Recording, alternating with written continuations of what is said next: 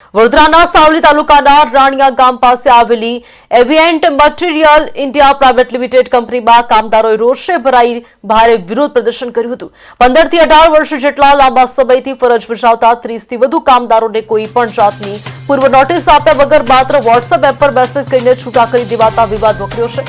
કામદારોનો આક્ષેપ છે કે ઔદ્યોગિક ન્યાય સરપંચના હુકમની એસી તેસી કરીને કંપની કોન્ટ્રાક્ટ પૂરો થયાનું બહાનું ધરીને તેઓએ છૂટા કરી દીધા છે। આ સાથે જ કામદારોએ વર્ષોથી માત્ર 12 થી 13 હજારના અલ્પ વેતનમાં આર્થિક શોષણ થતું હોવાના પણ ગંભીર આક્ષેપ કર્યા છે।